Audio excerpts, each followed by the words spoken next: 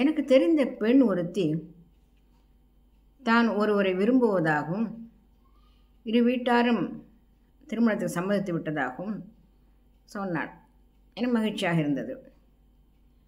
அண்மையிலே அவளை சந்தித்தேன். அவள் சொன்னாள், I am not going to marry him. He is not respect my space, but still we are friends என்று சொன்னாள். இந்த ஆங்கிலம் இருக்கிறதே, நம்முடைய மொழியில் பேசினால் அது அந்த கனம் அதிகமாகி நம்மளை பயமுறுத்துங்கிறதுனால இது ஒன்றும் சக்கரை பூசணமாக இருக்குமோ தெரில. இது சொல்லிட்டு போயிட்டா. நான் எனக்கு ரொம்ப அதிர்ச்சியாக இருந்தது. பாக்கியெல்லாம் அப்புறம் ஸ்பேஸ்லாம் எனக்கு புரியல. திருமணம் செய்து கொள்ள போகிறது இல்லைங்கிறது மட்டும் புரிஞ்சுது. இப்போ ஸ்பேஸ்னால் என்னென்னு எனக்கு புரியல. எங்கள் வீட்டு பொண்ணுகிட்ட போய் கேட்டேன், ஸ்பேஸ்னால் என்னன்னு இப்படி சொல்கிறாள் ஒன்று. எஸ் ஷீ இஸ் ரைட் அப்படின்னா. அப்புறம் அது என்னன்னு சொன்னான். சொல்லிவிட்டு he is not respecting her ஸ்பேஸுங்கிறது ரைட்டு தான். He's always occupy her space அப்படின்னா. திரும்பவும் ஆங்கிலம்.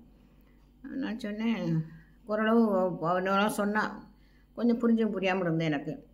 நான் சொன்னேம்மா, ஒரு பொண்ணும் தன் கணவன் தன்னை முழுமையாக ஆக்கிரமிச்சுக்கணும் தானே ஆசைப்படுவா அப்படின்னு. என்னை விசித்திரம் ஒரு பார்வை பார்த்தா. ஓல்டு டைமர்ஸ்ன்னு எனக்கு ஒரு பட்டம் கொடுத்தா. உங்களுக்குலாம் அதெல்லாம் புரியாதுன்னு சொன்னான். நான் சின்ன புரியாமலாம் ஒன்றும் இல்லைம்மா.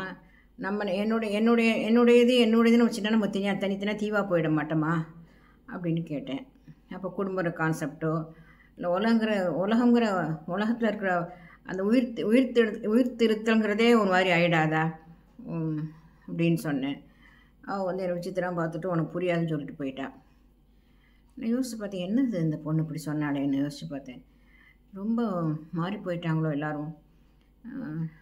நம்ம அம்மாலாம் இப்படி யோசித்து பார்த்தேன். எல்லோரும் என்னுடைய ஸ்பேஸ் நான் சொன்னால் தனியாக போயிட மாட்டோமா, வெறுமையாக ஆகிட மாட்டோமா, தன்னலத்தோடு இருந்துட மாட்டோமா. வாழ்க்கைங்கிறது நான் எனக்காக வாழறதுங்கன்னு இப்படி இல்லையே. எல்லோரும் இன்புற்று நினைப்பது இல்லாமல் வேறொன்றைய பராபரமே, அதுதான் நம்முடைய கான்செப்டு. இப்படி சொன்னாலும் யோசிச்சு பார்த்து, எப்படி நம்ம அம்மாலாம் அப்படி இருந்திருக்காங்க பாவம், அவங்களுக்கும் ஒரு ஸ்பேஸ் யோசிச்சே பார்த்தது இல்லையே. நம்முடைய சாப்பாடு, நம்முடைய உடல் நலம் இதை தானே பார்த்துட்ருப்பாங்க.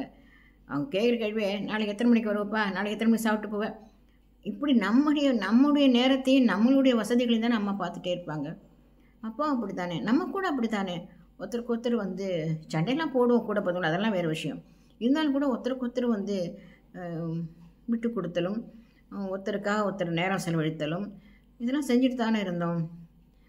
என்னுடைய மனசில் என்னுடைய கவலைகள்லையோ, என்னுடைய தம்பியுடைய, தங்கையுடைய, அக்காவுடைய, அண்ணனுடைய அந்த வாழ்க்கை முறையை பற்றியெல்லாம் கவலை இருந்துட்டு தானே இருக்கும்.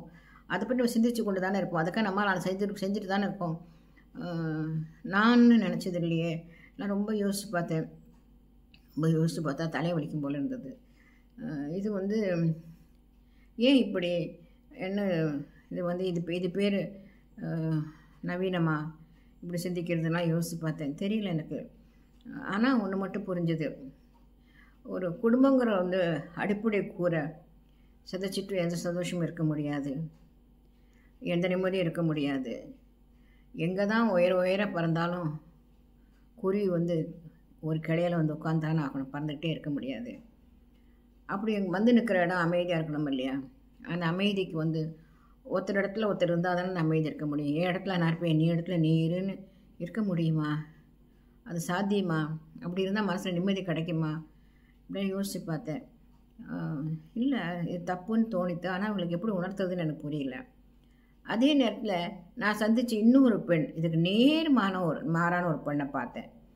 கொஞ்சம் மனசுக்கு ஆறுதலாக இருந்தது. பரவாயில்லையே அப்படின்னு தோணித்து. அடுத்த பதிவில் அந்த பெண்ணை பற்றி பார்க்கலாம்.